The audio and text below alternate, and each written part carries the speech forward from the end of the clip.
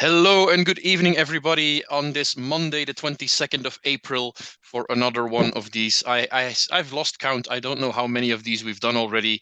Cinoco Masterclasses. And tonight it's going to be Scottish night again. We're doing some Scotch whiskies. And we have somebody in Scotland, I think he is at the moment. He'll tell Yeah. us, yeah, there he is. Yeah. The global brand ambassador for Angus Dundee Distillers, Mr. Cody Reynolds. Welcome. Hello, it's nice to be here. I'm looking forward to it. Should be a fun hour and a half or 2 hours or whatever this ends up being. But I'm really looking forward to it. Should be a Are good you night. ready for a bunch of Belgians on a Monday night?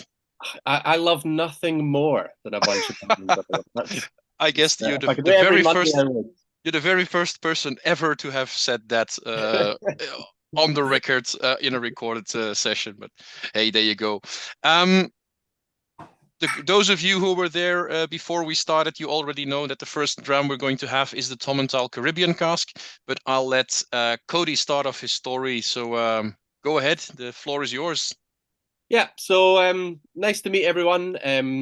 As it was said, I am the global ambassador for Angus Dundee Distillers. Angus Dundee, we're a family-owned company from Scotland. There's not too many family-owned companies left. A lot of big companies are owned by multinationals these days, but we are still under family hands.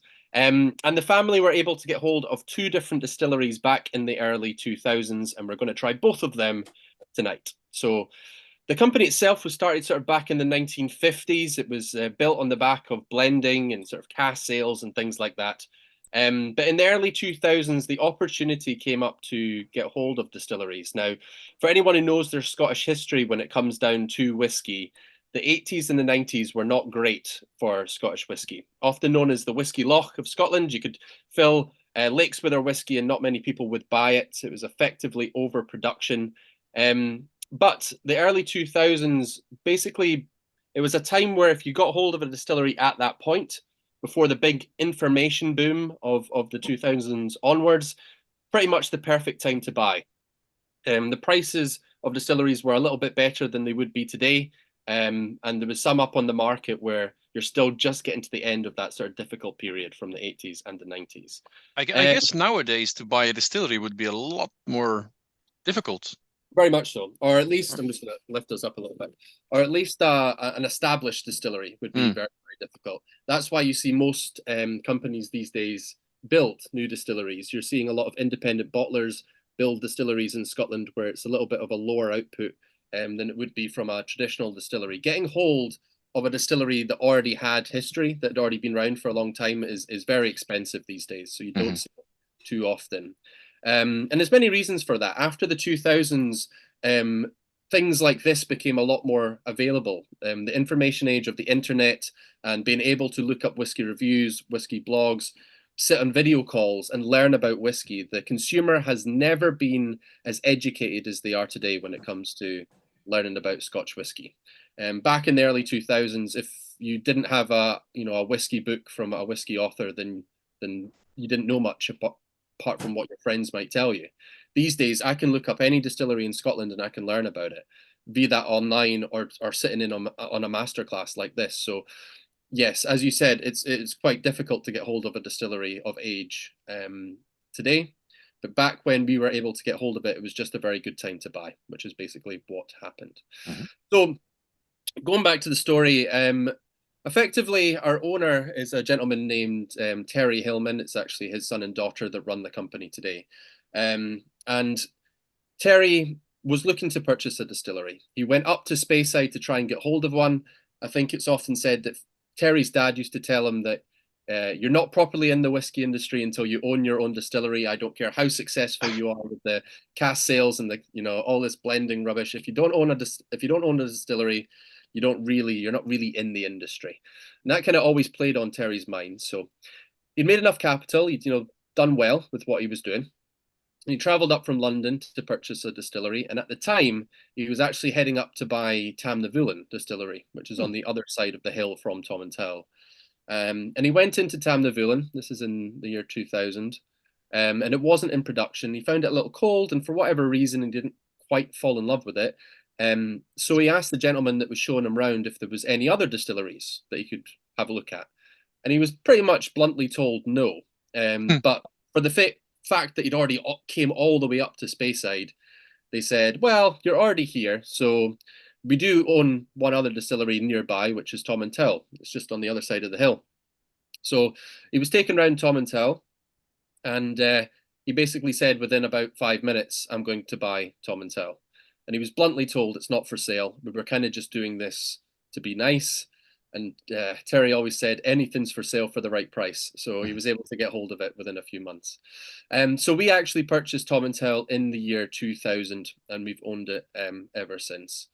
And there is some main people that you really need to talk about with Tomintoul, and the first one and the most important person would be Robert Fleming. So Robert Fleming is our master distiller at Tomintoul. He's actually the gentleman that showed Terry round Tamnavulin and then brought him to that distillery for that story. But Robert's been with us for over 30 years now. And when we purchased the distillery back in the year 2000, Terry basically requested that Robert came with the distillery. Robert agreed, so long as his whole entire team came with them, or everyone who wanted to come across with the transfer, and we agreed to that, so they all came across. So we've had Robert at the helm for the whole entire time that we have owned this distillery. Now, Robert is a fourth generation distiller in that valley, and we're situated right in the middle of the Glenlivet estate, so the Glenlivet Valley. For anyone who isn't aware, Glenlivet is a place in Speyside. So you may have heard of the Glenlivet. They're sort of the big next door neighbour to us, but we don't have any association with them. But if you ever look at a bottle of Tomintoul, it will say Glenlivet on the front, and that is purely because we are also in the Glenlivet Valley itself. And Robert is a fourth generation distiller in this valley. So his father, his grandfather, and his grandfather's father have all been making whiskey in the same valley for over 100 years. So he really is the heart and soul of this valley, and is the heart and soul of Tomintoul Distillery as well. Another quick things to mention before we get onto the whiskies. Tomintoul is named after the village of Tomintoul. Now, the village of Tomintoul is exactly, you can see it beautifully behind you. I'm surprised it's that sunny up in Tomintoul right now. It actually looks quite nice. Oh yeah, I don't know when you arrived, but it looks it's a pretty live good. feed. It's a live feed. Yeah, it looks pretty good. Yeah, named after the village of Tomintoul, which is actually the highest inhabited village in the Highlands by elevation. So very high up. So you do get a lot of snow in the winter, and it can be quite sort of the weather can be pretty hit and miss. So you've done well to get some sun, but it is a gorgeous part of the world. For anyone on this call who has never been to Speyside before, which is the region that we're in, fantastic, absolutely gorgeous. The landscape in Speyside is absolutely stunning. If you want to see, sea cliffs and sort of a more rugged side of Scotland, you want to go to the west coast, and the west coast of Scotland as well is absolutely incredible. But if you want to see rolling hills, beautiful wildlife, and just a really sort of tranquil part of Scotland, then the Cairngorms National Park, where Speyside is absolutely fantastic. You can get up in the morning from wherever you're staying. You can drive to go and pick up some bread and some milk for your breakfast, and you'll pass 10 distilleries on the way. You'll come back very drunk with no milk and bread, and you can do that every weekend. And it's just a beautiful, beautiful part of the world. So actually, Cody, the very first time I was in Scotland was in 2010, and we actually stayed 1 week in Tomintoul in the village, in a self-catering cottage on the hillside there. So that was really, really nice spot. Good. Yeah, it's a beautiful little place. Tomintoul Village is very small for anyone who doesn't know. It's effectively a single street. It's a tiny little place, but it's a quaint little part of Scotland. Again, I highly recommend coming to see it. Now, the other person I do need to mention before we jump into the rum is our master blender. So Robert is our master distiller. He is in full control of production. He is the one that makes the spirit, and he is in control of production at both our distilleries. But Ian Forteeth is our master blender. So Ian used to have my job. He still does some ambassadorial work, but he's now our master blender through and through. Has a fantastic nose, loves his wines and his different cask types. So Tomintoul traditionally was pretty much exclusively down in bourbon casks, if not like the occasional sherry cask /port. These days, we're using lots of different cask types. You'll see wines and rums and ports and sherries and lots of different things. And all of that is coming through with Ian taking charge of the master blender role. Now, don't get me wrong, for both distilleries, bourbon casks are the heart and soul of both ranges. The core range for Tomintoul and Glencadam is straight bourbon. But outside of that straight bourbon, you're going to get all these other releases coming through in the different cask types. And we'll start with the rum. So we'll start with the Caribbean rum cask as something to get going. So I'm not chatting to you too long, and you actually get some whiskey down you, because it always. I've been on enough Zoom calls where the ambassador talks for 40 minutes before you try a dram, and I hate it as much as the next person. So we can get something in us. So the rum cask. As I said, this is something where Ian's done a little bit of the experimentation with the cask types. We came out with a range for both distilleries sort of last year, if not just started 2 years ago. And it's basically a non-age statement range that is designed to let the consumer try different cask types at an affordable price point. Am I still on the screen? Yeah, I'm just trying to put the bottle on the screen, but it's kind of taking its time to load. Okay, fine. I'll just keep talking. As long as you go ahead. So yeah, so this range is designed to just let you try some different cask types that are sometimes you'd expect at a much higher price point, but at a much more affordable price point for what the cask type is. And now Tomintoul is known as the gentle dram, so the core releases from Tomintoul are always designed to be quite smooth and mellow. So you're going to take what is typically quite a honeyed, nutty, light and bright style of core sort of new make spirit, and you're adding some of those sweet, fresh rum notes on top. Really a beautiful kind of sort of sunny weather style of whiskey, this one. Nice, light and sweet is what this one is designed to be. And it's part of a much larger range, which contains 2 different sherry types, so an Oloroso and a PX, 2 different wine types, a Pinot Noir and a Merlot, and 2 different port types as well, a white port and a tawny port as well. So yeah, I think the bottle's on screen now. Yes, now it works. Sorry, the computer was acting up a little bit. As always, guys, if you have tasting notes, just put them in the chat and I'll relay them to Cody. Any questions, also put them in the chat and we can get some interaction going if you want. Yeah, exactly. So again, with this one, it's a really good one to start on because it's nice, fresh, bright, sweet, easy drinking. It's the kind of whiskey that is designed to not break the bank, but just like give you all those nice, fresh notes where you can pull it out with some friends if you just want a nice, sweet whiskey on the table and enjoy it. I always say there's whiskeys for thinking and whiskeys for drinking, and this is a beautiful drinking whiskey where you can just sort of pour it in a glass and really sort of sit down and just enjoy that kind of style. For anyone who doesn't know my story, I have a real emotional connection to Tomintoul. My granddad was a big whiskey drinker. When I used to come in from playing football when I was younger, I'd ask for a Coca-Cola and I'd be handed a whiskey instead. And at the time, I didn't really want the whiskey, to be honest, but my granddad just sort of always wanted to enjoy whiskey with other people. He enjoyed drinking whiskey with friends and family. That included me when I was very young. For the sake of the fact this is recording, very young means 18 years old. Of course.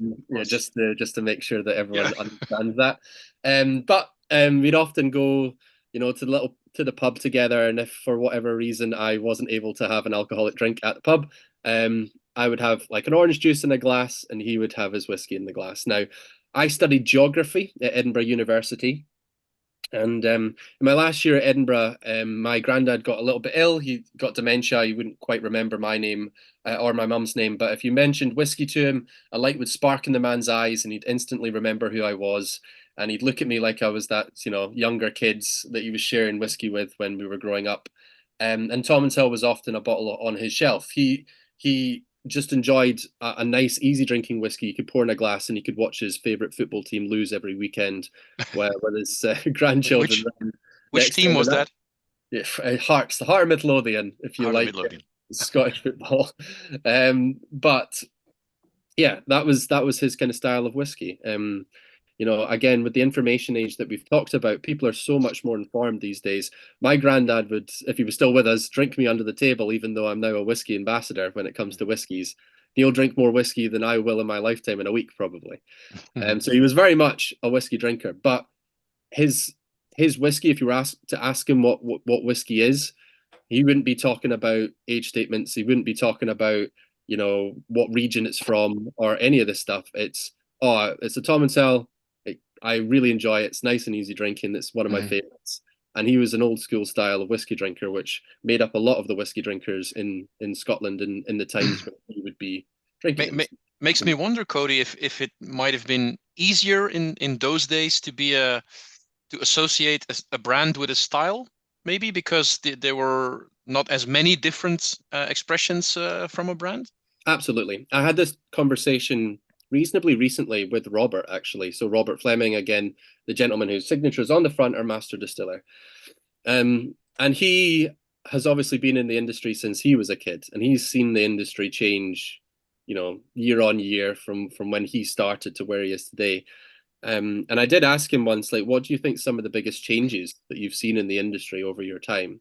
And his answer to that when I asked him was, when he was, not when he was growing up, but when he was first in the industry, every distillery only had maybe one, if not two expressions. Macallan would be a Macallan 10, a Glenfiddich would be a Glenfiddich 12, and that is what they did, and that was their style.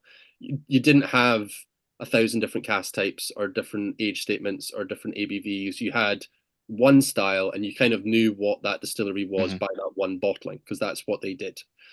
And again, it's only in the last 10, 15 years where you've seen this explosion of different casks and releases, and it's off the back of the consumer hunting for other things, really. The consumer now has that bigger knowledge base, and so they're looking for other things. That's the same as why there's so many independent bottlers these days as well, because there's a market for that now, whereas beforehand there wouldn't have been a market. If you asked my granddad back in the 1990s, do you want to try this independently bottled rye cask Tomintoul, he'd be like, nah, I'll just have the Tomintoul 10. It's what I drink. Just give me the normal stuff. Yeah, just give me the Tomintoul 10. That's what I drink. Yeah. But these days, the consumer who is educated, and I'm assuming many of the people on this call would fall in that category, would be quite interested to try something in an interesting cask type, different ABV or whatever it may be. But Tomintoul has always been designed to be an everyday drinking dram. Now, don't get me wrong, we do more limited stuff, so we'll move on to the white port in a second. But this core range sort of NAS releases that we came out with now, they give you these beautiful flavors, really sort of approachable, easy drinking, and at a price point where it is just that bottle of whiskey where you just want to pull something out. You want something nice and sweet and easy drinking. Bring it out with the friends that want a whiskey but maybe don't have the knowledge base that you have, and you want something sweet and approachable that gateway drug that can get them to another to a brand or to your lifestyle when it comes to wanting whiskies and wanting to try different things. But yeah, so hopefully we're enjoying this one as a nice, fresh, light start. Yeah, there's one tasting note in the chat, Cody. Nice and sweet summer whiskey with butterscotch, vanilla cereal, and somebody else gave that one a thumbs up. So I think yeah, I really like that. Yeah, I can see it. I really like that as a tasting note. Yeah, it is quite light and summery. I would totally agree with that. Yeah. Yeah. And I would agree as well. That's when I would use the rum cast as a style. Nice, bright, outdoors in the sun kind of style of whiskey. So it'd probably go very well with the sun in the background of your thing at the moment. It looks excellent. I have a nerdy question for you, Cody. Caribbean rum cask finish. Do you have like a steady supply of rum casks from one distillery, or does that change for these expressions? So yes and no is the answer to that. So the rums do change because we have a bottling hall in Coatbridge, just outside of Glasgow, and we bottle for many different companies. That includes lots of different rums. So sometimes in exchange for contracts and things, you may see different rums come through. However, within Angus Dundee itself, so within our control, it's not somebody else's rums that are coming in. It was around lockdown, maybe just beforehand. We took in quite a few tankers of rum in exchange for casks the other way from the Dominican Republic. It allowed us to launch a rum range called Ron Larimar, which we haven't done much with, to be perfectly honest, but it's good rum, which we finished in whiskey casks. So we took some Dominican rum and finished some of it in first fill bourbon, another release in PX, some in Oloroso sherry, and some in peated casks as well. But that was a part exchange where they took some of our stuff and they took some of the other way around. So some of the rums that you'll see put down now most likely would have been the Dominican Republic rum, but Ian does do trading with other companies as well. So it may change in the future, is what I'm saying. I'm not saying it's going to be consistent, but we do have a decent amount of casks from the Dominican Republic. Cool. So to jump in, if we're sticking on the nerdy train, I may as well talk a little bit about production, just so you understand Tomintoul a little bit better. Now, I do have that PowerPoint. I'll flick through it quickly, because the thing is, I have done enough of these video calls where you go into production, and production can be pretty damn dry.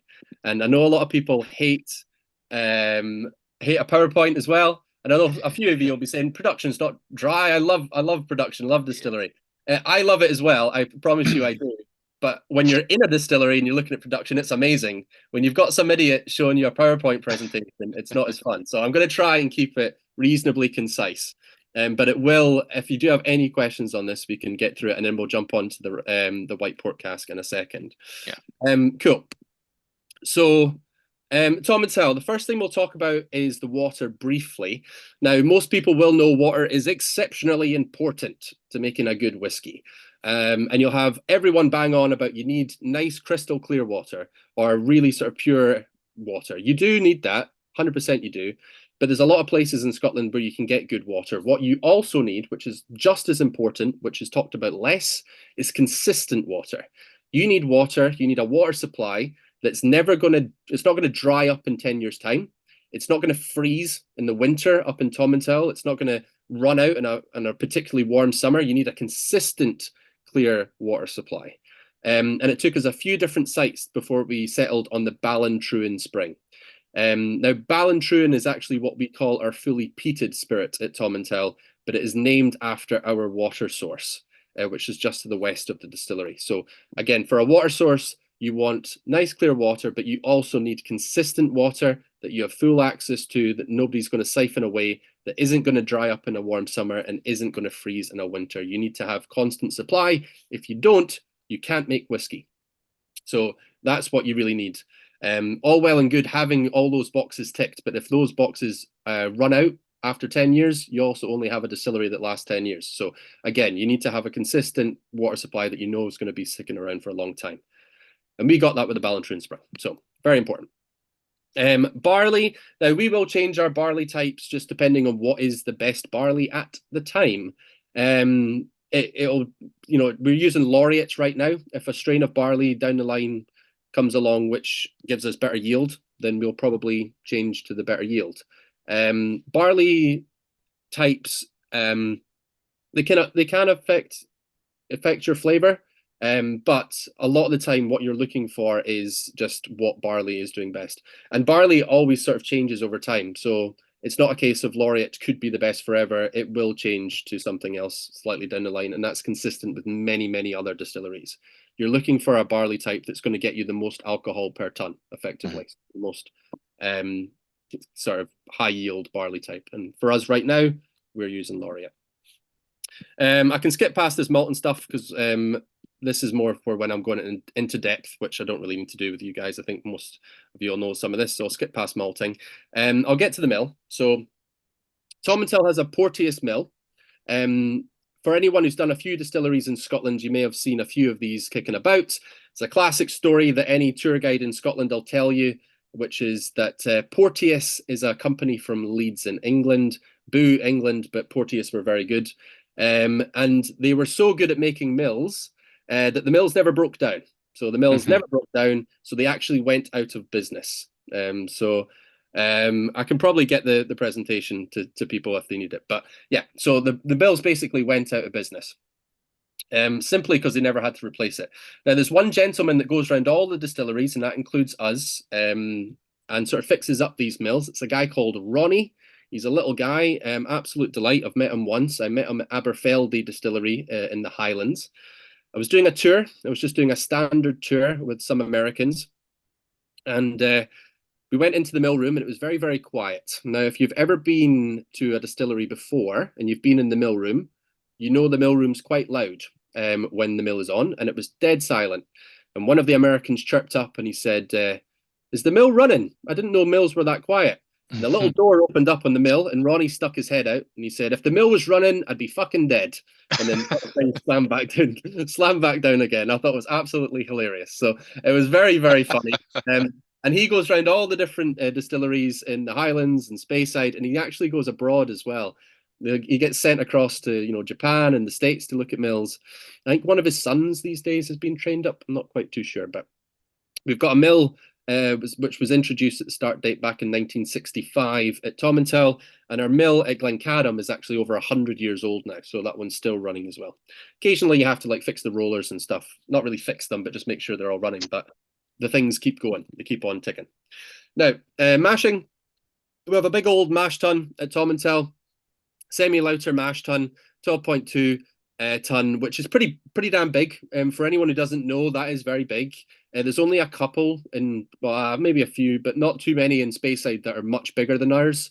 Glenfarclas have a pretty big one. Macallan have an absolute spaceship of a mash tun these days. It's absolutely huge. But ours is pretty big. It's on the bigger side of things. A lot of this equipment that went into Tomintoul back in the 1960s at the time was very high tech. But the interesting thing about Tomintoul now is that although it was very high tech for the 1960s, so little has changed since then that Tomintoul, especially for its size, so it produces about 3.3, 3.4 million litres.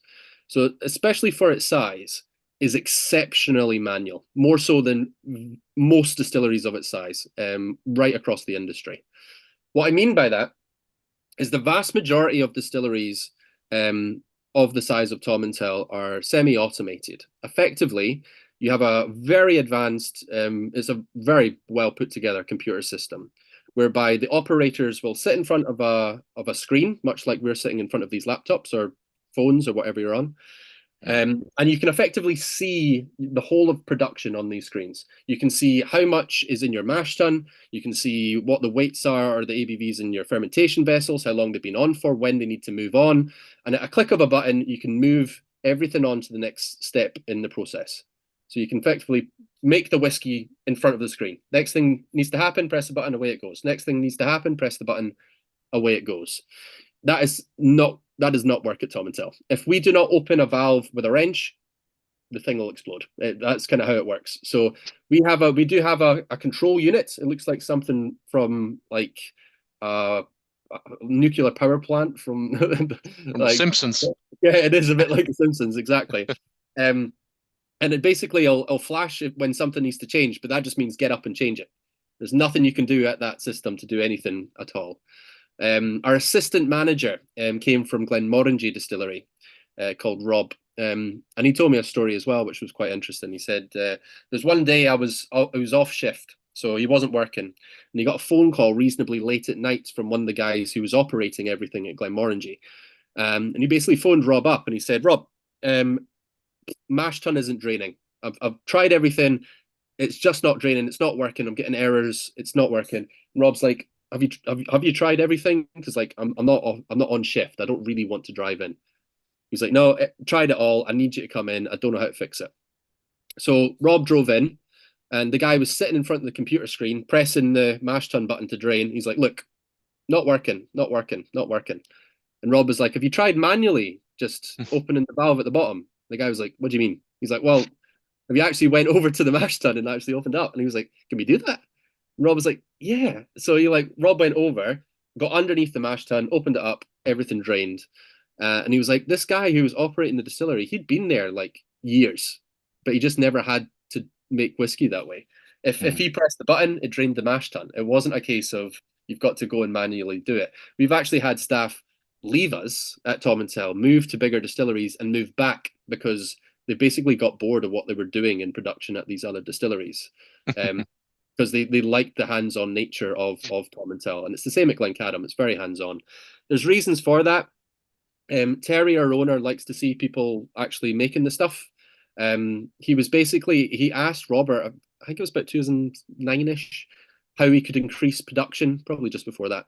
And Robert gave him basically two answers. He said, you can either hire more people, which will cost you a lot more money in the long run, or put in the new semi-automated system. It'll cost a little bit more upfront, but you'll save a ton of money in labour.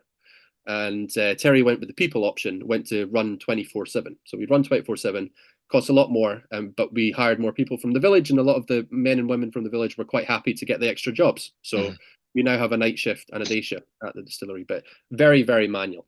Moving on, fermentation, we have around a 48-hour-ish, or 60-hour, sorry, fermentation at Tomintoul, which is a bit longer than Glencadam's, which is 48 hours, but 60 at Tomintoul. Creates quite a sort of honey nutty kind of style of wash. The stills are quite important at Tomintoul because they're very big. So our stills at Tomintoul are over 23 feet tall. For context, that's some of the biggest in Scotland. Glenmorangie have the tallest. They don't shut up about how tall their stills are. They do make good whiskey at Glenmorangie. I know I seem like I'm bashing on them. I really like Glenmorangie stuff. It's very, very good. But they do have very tall stills, and so do we. I think Jura have some pretty tall stills. Yeah, they're pretty big too. Yeah, they have pretty big stills. But so do we. So 23 feet tall are some of the biggest in Scotland. Now, again, for anyone who doesn't know, tall still will tend to mean that you'll tend to have a lighter spirit. So again, that first whiskey should have been quite light and sort of sweet and fresh. That light spirit comes from the fact you get increased copper contact. Copper is drawing out sulfites in your whiskey. It actually does affect your flavour, and tends to mean lighter alcohols get over the top, but heavier ones sort of fail to. So it tends to give you a lighter character, which does come through in Tomintoul as well. So again, a nice sort of light spirit is produced at Tomintoul coming through. So again, I'll flick through these because again, it can be a little bit dry. That's a picture of Robert. So there's Robert just there with their spirit safe, an absolute legend up in Speyside. Plenty of times where I've been around distilleries and I'll turn up in my Tomintoul jumper, and as soon as I walk into the distillery or the shop, the first question I get asked isn't, oh, how are you doing, Cody? How have you been? It's how's Robert? And I'm kind of used to that at this point because he means a lot to a lot of the people around there. He is a little bit of a living legend up in those ways. Briefly on the warehouses, then we'll keep on drinking. Keep about 120,000 casks on site at Tomintoul, which isn't too bad.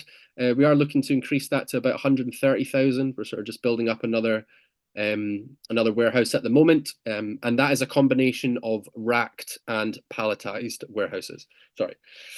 So there's three main type of warehouse in Scotland. We have all three within our company. Racked warehouses look like these ones in the photographs. They're almost like a wine rack. Palletized warehouses, instead of your casks going this way or this way, your casks go with the flat ends this way on top of pallets. You tend to keep your younger spirits on palletized warehousing or blends if you're doing blends as well. And you'll tend to keep older spirits in racked warehousing. The reason for that is palletized warehousing gets stacked in quite compressed. And if you had a leakage in the middle of a stack, you'd be very hard pressed to find it. So you wouldn't want something expensive to be in the middle of a well packed together palletized warehouse. Whereas in a racked warehouse, there's a little bit more space between the casks, so you can see if there was anything going wrong. So it's a little bit easier. The third one is dunnage, but I'll talk about dunnage at Glencadam because we have traditional dunnage warehousing there. So stop sharing that, and we'll jump back in and we can try the white port cask. Yes. So the white port. This is one of the limited editions. So the non-age statement range that we tried first with the rum cask, pretty much anything in that range that is part of that range will likely, are you okay? Bless you. You doing okay? Will likely come out in an age statement limited edition to some extent, either down the line or is already out. What I mean by that is if there's a non-age statement rum cask, there's likely going to be an age statement rum cask somewhere down the line. So there's a non-age statement white port cask out as part of the same range as the rum. So same price point as the rum, same ages as the rum. Again, the finishes on the rum, sorry, is around a 2-year finish, started in bourbon, finished in the rum for around 2 years. White port, this is our 14-year-old white port cask, which is our limited edition release. So this is an age statement one. Now, white port is quite an unusual cask type. There's not too many on the market outside of what we've been doing. I think Lefroy did one for like one of their phase releases. I think Glen Scotia maybe did one for a limited Campbelltown release or something. Epicurean has one too. Epicurean, yeah. So again, they have one, but again, that's not a single malt distillery one. No. But yeah, they're just quite rare. You just don't see them too much. There's reasons for that, and the main reason would be there isn't as many white port casks kicking about to get hold of. White port doesn't always have to be aged. It can be, but it doesn't always have to be aged. And it uses white grapes rather than traditional dark grapes. So unlike Ruby and Tawny Port, so we'll talk about Ruby Port with the 17-year-old later on, which uses darker grapes. This is white grapes. So white port cask almost comes across a bit closer to a white wine finish than a traditional port finish that you might expect in whiskey. Don't expect dark red fruits. Expect like honeys and summer berries and, you know, like hard-boiled sweets. It's more like it's a much brighter white wine kind of style of finish rather than the darker finish that you get on a ruby or a tawny port cask. Again, a brighter, fresher style. You're seeing more people use white port cask these days, and I would not be surprised if you see other single malt distilleries start to have white port a little bit more commonly in releases. And the reason for that is there's a rise in the amount of people drinking white port, especially in Portugal. White port in Portugal is often drunk as like a really refreshing after work longer drink. So you Also take some with tonic yeah, sometimes. exactly. Yeah, so a longer drink. So you can have white port and tonic, some ice in there, you know, a cut of lemon or lime, and it's really bright and refreshing. It's a bit like a really refreshing gin and tonic, but it's actually slightly less ABV as well. So you can, you know, have it just after work as like a nice, easygoing drink. And because of that, the rise of those style of drinks, the amount of white port that's being produced is sort of creeping up, and therefore you're seeing that filter through the Scotch whisky industry slightly as well. So although we're one of the few on the market at the moment, it wouldn't shock me to see more come through. Ian, again, as I said, loves his wines. He knows white port very well, much like he knows many of the other wines very well. So he always wanted to experiment with white port. But the thing with experimentation is you don't know what the outcome's going to be. You know, you might try it and hate it and just be like, oh, well, we tried it, didn't work, whatever. He loves what white port does. We've done white port releases now with Glencadam and Tomintoul, and we're looking to get hold of more white port casks. They don't come in as port pipes, they come in as barriques, so closer to, again, like a white wine cask size rather than the big boy port pipes. If you've ever seen a port pipe, they're huge. They're big cask, whereas these are slightly smaller. But again, this should be, again, a very sort of zingy, fresher style of port compared to a port that you may be used to if you've tried more traditional port types, which the 17-year-old Glencadam Reserva de Porto is a more traditional style of port. So we'll try that in a bit, slightly later on.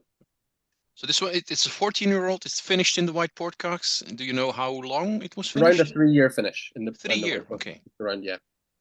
And I also see on the bottle, this is bottle number 5,590 of 5,610. So near the end of the run. Of the run, So yeah. We do individually state every bottle on our limited releases. Tomintoul, for anything that's limited edition, age statement will likely be 46% non-chill filtered natural color as well, which is everything in this one. For people that want to tick those boxes. So does showcase that this distillery can do a few different things. Again, the heart and soul of Tomintoul is, again, the stuff my granddad drunk. Very light, very easy, approachable, the everyday style of whiskey. But we can do more experimental stuff at this distillery, and later on you'll see that we can do peated whiskey as well. So it is a bit more of a flexible style of distillery for us, whereas Glencadam's more of a traditional crafter style of whiskey, which we'll talk about in a second. But Tomintoul is something that can be enjoyed by quite a few different people, I think. You know, it can be the whiskey that you can give to people to try and get people into whiskey. But then if you do like your whiskeys, it's still got a lot to give. It's got a lot to give with some of these limited editions, with the peated stuff. And when you just want a nice, approachable style of whiskey as well, it can tick all those boxes for us at the distillery. Yeah, Dirk is giving the good example with some tasting notes. So if you have some tasting notes of your own, just put them in the chat. It's always good to see some reactions. I was wondering when you were talking about the old style and the new ways of whiskey. Something I'm always wondering about is the concept of a distillery profile. and how much harder it is nowadays to find a distillery profile because it's sometimes hidden with casks and stuff like that. So, what would you say? I think you already kind of said it, but what is the distillery profile for Tomintoul? I would say Tomintoul's distillery profile for me is sort of like a honey nut. Someone said cereal, I think, in the original rum is part of the tasting notes for the rum cask. Yeah, Yeah, butterscotch vanilla cereal. Yeah. yeah. So like sort of barley sugar that and honey nut. So that falls right into that profile. That's exactly what I would say it is. You get Mhm. that come through sort of most in like say Tomintoul 16-year-old, which is our sort of flagship from it, which is like a honey nut bar, almost like a flapjack, I guess, if you've tried that. So like a honey nut sweet kind of style, breakfasty kind of style of whiskey, and that's the core base of Tomintoul. The new make is closer to I often say like a bakery in the morning, so it's like got a bready maltiness to it, but still has Mhm. some fruit. So it's like everything's been put together, but it's not been put in the oven yet. So it's got like this sort of yeasty, bready maltiness before everything gets baked off. And then again, when that comes out, especially if it's been in any sort of bourbon, and with any of our limited editions for both distilleries, it tends to start in bourbon and then be finished in a Mhm. finishing cask. You'll tend to get the honey and the nut notes come through. We actually have our own bees on site as well, which kind of pulls into that. One of the warehousemen, he makes his own honey on site at Tomintoul. He sells it in Tomintoul Village. He's I think what does he call it? He calls it the Bees of Glenlivet. If you want to buy one, which is a play on words for the Braes of Glenlivet, which Yeah. is another Glenlivet distillery. So I didn't go into the Glenlivet story too much, but basically you can only put Glenlivet on the bottle if you're in the valley. Back in the 1920s, there was over two or about 20 odd distilleries that would put Glenlivet on their bottle, even though they were nowhere near the Glenlivet Valley. These days, you can only put it if you're in the Glenlivet Valley, which is ourselves, obviously the Glenlivet, Tamnavulin, and Brayval, or Speyside Glenlivet. They're also there as well. So Mhm. we have it on our bottle because of that. Now we've thought about removing it, maybe just because it's confusing for the consumer. The problem is it is literally our location, and Mhm. Robert is very um not like patriotic's not the right word, but like he loves Glenlivet. He's born in Glenlivet. He's a Glenlivet guy. His history's Glenlivet. He wants Glenlivet to be on the bottle Mhm. at the distillery. But the amount of consumers we have that think we're just an offshoot to the Glenlivet, the Yeah. amount of times I have to answer that question at every whiskey show I've ever done ever. I've not seen this Glenlivet before. It's like, oh yeah, well we're Tom and Tell. We're not associated with Glenlivet. Um, so whether it always stays, I'm not sure. But for now, it does stay because it is literally it's our location, it's our heritage of where we are. Yeah. And Quite we are rightly so, I feel. I mean, yeah, it is literally where you are. So, maybe one last question before we move on to the Glencadams. yeah. The biggest bottle of whiskey in the world. Is it still in the restaurant in the main street of the village? It's actually at the distillery now. Is it at this? So Okay, I saw when I was there. It was in the restaurant. So yeah, so it's actually at the distillery now. We did have the biggest bottle of single malt whiskey anywhere in the world. It's 105.3 liters, just enough to last about 3 hours at a Glaswegian house party. But it's a very big bottle of whiskey. try and find a picture of it. Yeah, it's super cool. Yeah, if you can find it, put it up. Really cool. It's a 14-year-old. I can't remember how many bottles of 14 we had to pour into that to fill up the bottle. But it was the biggest bottle of whiskey in the world. I think Famous Grouse made a bigger one, but that was a Yeah, blend. And then I think Macallan or I was it? think it was a bourbon that did a bigger one too. I think Duncan Taylor was Duncan Taylor, but anyway, it was a Macallan 30. I don't think it was done through Macallan, but I think it was a Duncan Taylor release. It did a Macallan 30, which is slightly bigger now as well. Yeah, look at her. Isn't she gorgeous? It's beautiful. Isn't it dust? Yeah. Big, big bottle that. 105.3 liters, and it Yeah. was winning bid £15,000. So what is that? 5,250 grams. Yeah, Yeah. not too bad. Yeah, again, it wouldn't last too long in Glasgow, but it would last a little bit of time. You know what I like about this auction? Please note, scratches to label. New labels will be provided with the bottle. I'd actually like to know how much that cost us just for labeling. Yeah, yeah, Probably, probably. probably wasn't cheap. Like, where'd you get that done? I actually don't know. So I've actually been trying to push marketing for us to make a bigger one than Macallan's by exactly 25 milliliters. I Oh want yeah, it one by dram extra. one singular dram. Spiked. Get us the record back. I want it back. I don't want to say used to be the biggest bottle. I want the biggest bottle back. So hopefully at some point we can do an even bigger one by exactly one measure of whiskey. I'm sure you guys will. We'll work on it. Okay, so we'll move on to the Glencadams. So, Yes.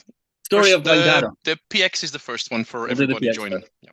So, story of Glencadam. So, as I said, we purchased Tomintoul in the year 2000. Now, a few years later, Terry went back to Robert and he said to Robert, "Look, I'm looking to pick up one other distillery. I've got enough in the bank to get one more."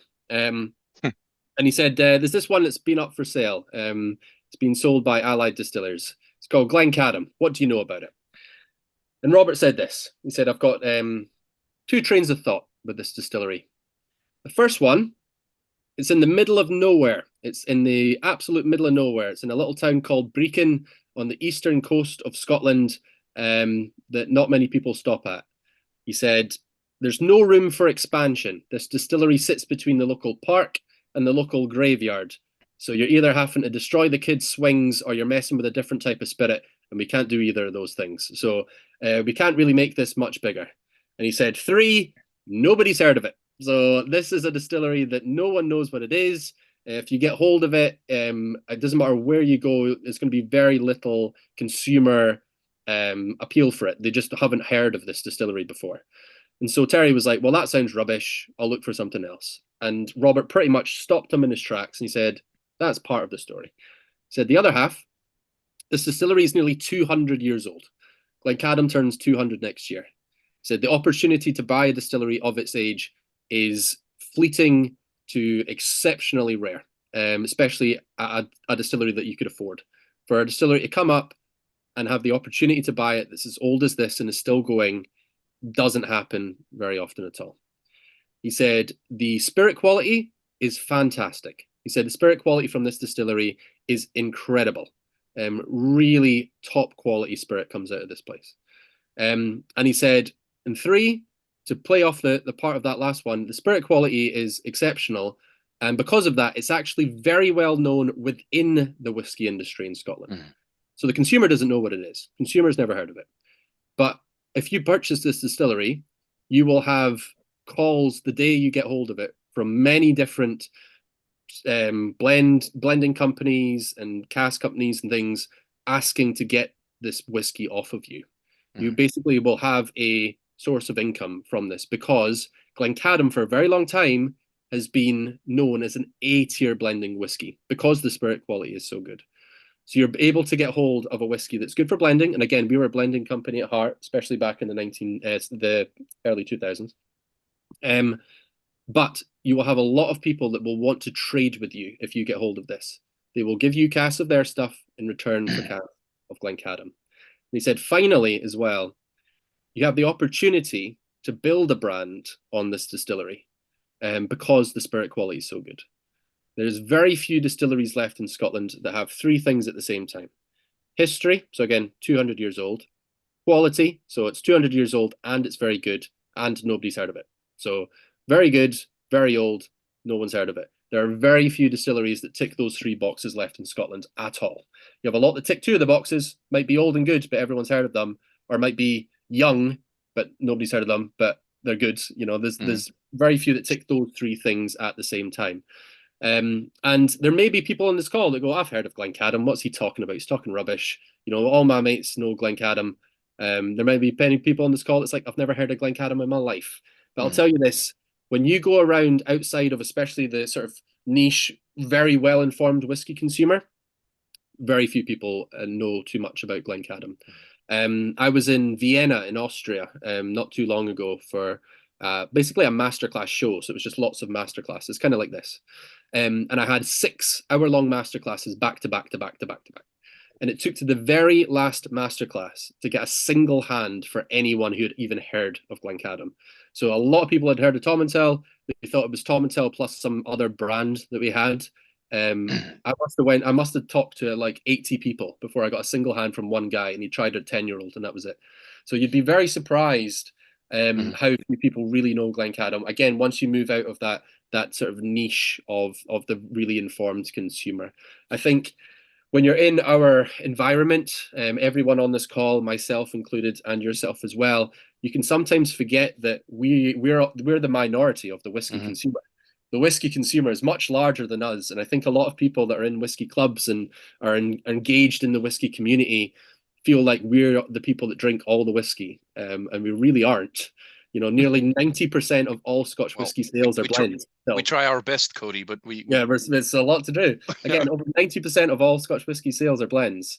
So very small percentage of what Scotland produces and is drunk is single malts anyway. And of that, very small percentage is the informed consumer. Most of it is just people who pick up a single malt. Again, like my granddad, you know, he was just picking up Tomintoul because he liked it and it was the one he wanted, but he wasn't reading whiskey books. He wasn't watching masterclasses. He just loved the whiskey. Again, he'd drink more whiskey than I ever will. And we sometimes forget that. And Glencadam is one of the few distilleries that has this massive history and heritage for a distillery that's as good as it is, but is very much under the radar. You know what I find a little bit well, strange is too harsh a word, but even independently bottled Glencadams are quite rare. You don't really see them a lot. Is it because it was never sold to independent bottlers, or? It was, but very rarely. Well, not very rarely, but not in mass amounts is probably the right way of putting that. You can get independently bottled Glencadams, but you don't see it too often at all. Nearly everything it was producing was going to blending, to some of the biggest blending companies you can think of, and much of it is still an important aspect to Glencadam, because you know you can go back to old whiskey ledgers from the 1900s and look at A tier, B tier, C tier blending whiskies from these blenders back then. And Glencadam was always seen as one of the best blending whiskies. You know, every distillery has an aspect to it. There are distilleries that are good for blending because they're sort of sweet and gentle. They don't rock the cart when you're putting it in. You have ones that give you key characteristics. So a Clynelish for waxiness, a Kalila for salinity, a Highland Park for like a honey smoke. Glencadam has like a bright pineapple freshness, exotic fruits, really zippy and lively. It's a top note.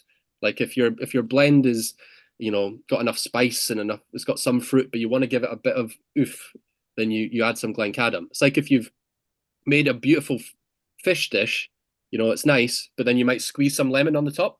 It's that zestiness. That's what Glencadam is.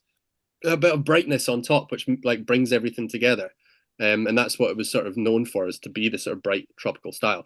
Now I'm saying all this, and you're nosing the PX, which is not bright and tropical. I was just saying, not the right moment for this story, but I know, and I know that, but I want to sort of conceptualize what Glencadam is before we get to the PX. So yeah, Glencadam's core releases are in bourbon, and they do tend to be tropical and bright and fresh. However, you're nosing the PX. Now the PX, this is part of the same range as the rum cask for Tomintoul, but from Glencadam's side of things. Glencadam's range is 46% non-chill filtered natural colour across the board, and the PX is really rich. So take all those yellow stone fruits and pineapple that I talked about, throw that away, and bring in more like caramelized sugars and chocolate, and like, you know, like it's a rich, deep kind of style. This whiskey is fantastic. Again, for the price point, if you like a big sherry, there's not many big sherries from you know, core really single malt distillery as big as this one.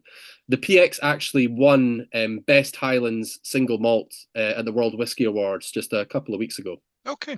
And when it won it, it was originally just in for the category of the non-age statement category, so the younger, affordable category. And I was at that awards night. We won. It was great. I had a lot of wine, got very drunk, had a fantastic night. By winning that category, it automatically got put into the category of just Highlands single malt. So not non-age statement, just Highland single malt. So you're up against 10-year-old, 12-year-old, 18-year-old, 25-year-olds. And we didn't go to that awards for the big awards because we didn't think we'd win it, and we won that as well. So I was a little disappointed we didn't do that because I would have had a lot more wine. So the PX actually won Best Highland Single Malt at the World Whisky Awards, even though it's a really affordable non-age statement release. Again, it would have started its life in bourbon and then finished for around 2 years in the PX sherry casks at the end. So really sort of rich and intense in style. If you like a big sherry, it's a beautiful big sherry. Now, we talked about the lightness of Glencadam. That means it shines in bourbon where it's nice and light, but you put it in a heavy cask like this and the port as well afterwards. And because it's quite light, it sucks it all in. It sucks it all in like if you know, like a bread. Like so Sponge bread, yeah. it takes all of the cask in. If you've ever tried old grain whiskey, I love old grain whiskey. Because old grain whiskey can do a similar thing. It's quite light and delicate as a style, but you leave it in wood and it sort of takes in a lot of it. You get a lot from an old grain whiskey, and Glencadam's strength is its fresh brightness, but it's also a strength that then can take in a lot of the cask and do a lot of work that way as well. So yeah, I'll go through production a little bit while we're enjoying this one. I'll check who I have to. Kevin, I'm going to mute you. There you go. Let me just skip past these. So I'm going to just go do one thing I want to show you. I'm skipping past all the Tomintoul stuff. You don't need the key brand messages. You don't need any of this. So skip past this as well. We'll get to Glencadam. The thing I want to talk about with Glencadam really is again, it will be 200 years old next year, Glencadam. So it's a big anniversary for Glencadam. Next year is a big anniversary for Angus Dundee because not only is Glencadam 200, Tomintoul turned 60, and I turned 30. So it's big year all round for the company. What's going to be the biggest party, Cody? Oh, I think we all know that. Yeah. I think we all know that, guys. So it's my birthday. But Glencadam probably second biggest because 200 is a big one. So for its 200th, we are actually building a visitor centre at Glencadam. It's the first time it's ever had a visitor centre. So if you're in the country next year, as of probably start of the summer, we will have Glencadam's visitor centre ready to rock. And the heart and soul of this visitor centre is going to be its water wheel. The water wheel is beautiful. So the water wheel is going to be surrounded by glass. And I do have a little video. I'm not going to make you watch the whole thing, but it'll just showcase it. So this is the water wheel being installed. Again, I won't make you watch all of this, but I'll show you the distillery a bit.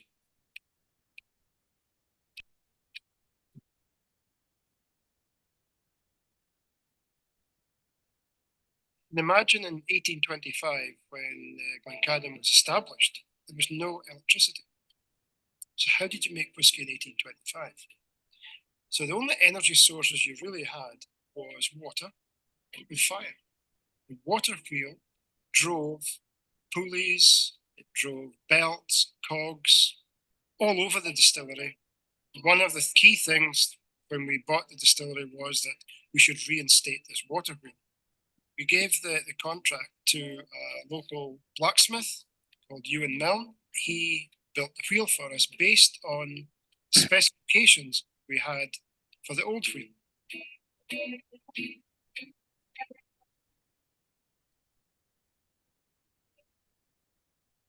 I had to dig deep and do a bit of research because it's a 19th century water wheel, which in the olden days were done by cast. There was no pictures of the original water wheel whatsoever, and we did quite an intensive research, searching the internet, trawling the web to find wheels of a similar size and of nature to figure out what the design entailed.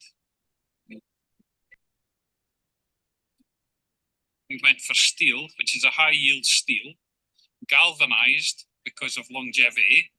The wood is opepi, which is from an African tree.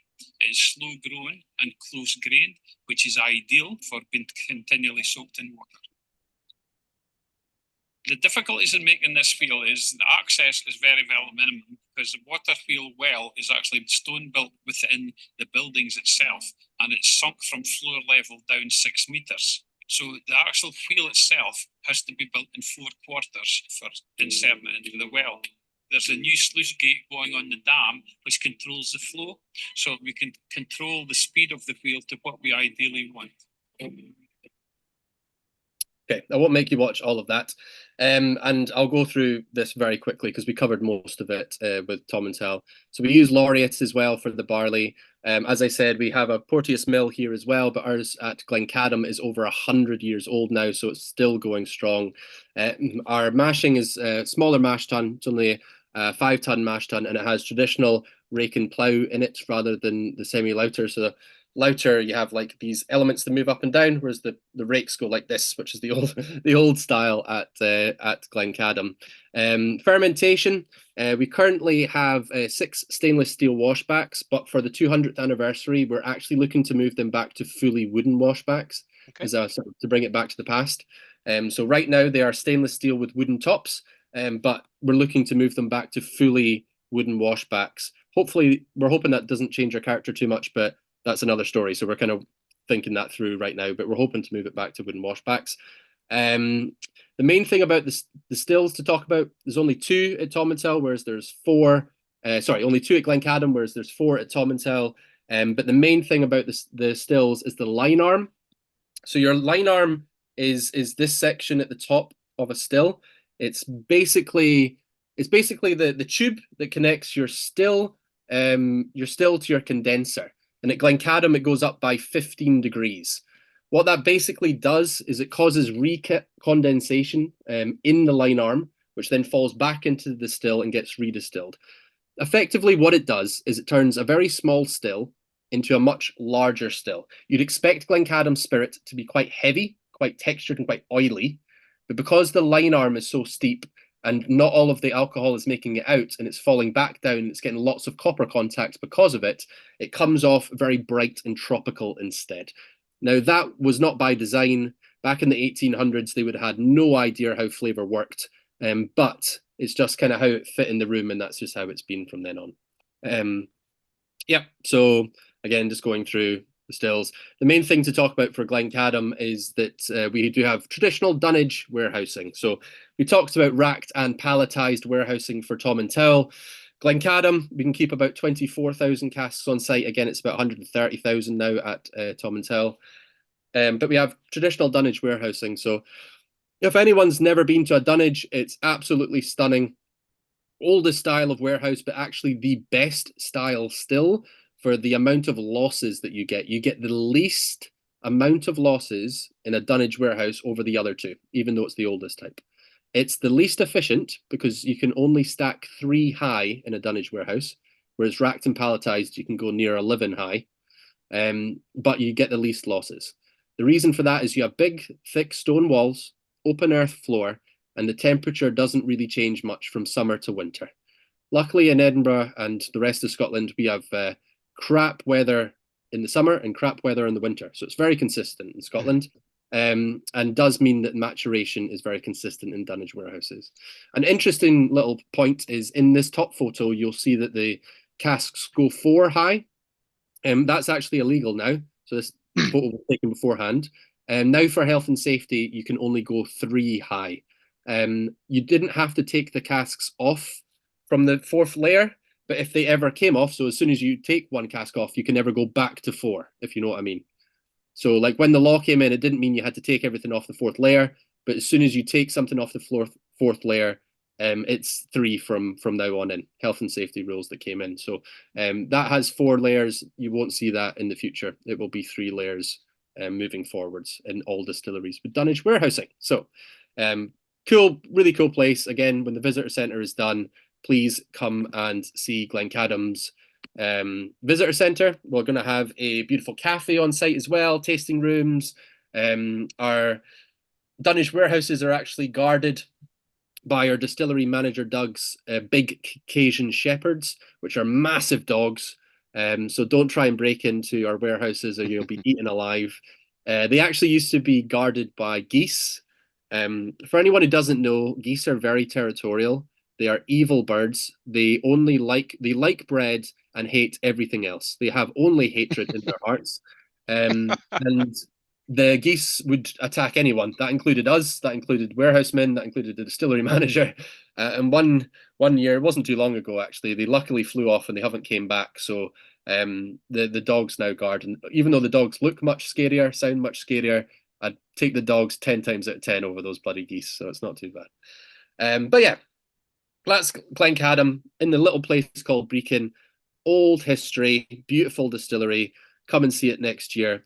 The water wheel, the reason we inserted that, and it's the only internal water wheel in Scotland, is because we have a water source that runs underneath the distillery and right under the still room. So the still room has flooded in the past, but water wheel is literally right next to the stills. You see two stills, you see a water wheel. It's super cool.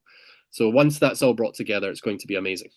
I can feel about the 4 stories high casks in the Dunwich warehouse. You should try and be the last distillery to have a cask. Yeah, just 4 never stories take high. it down. That's Yeah. actually quite like that. If you do that, I'm stealing it, and I'm going to tell. Yeah, go ahead.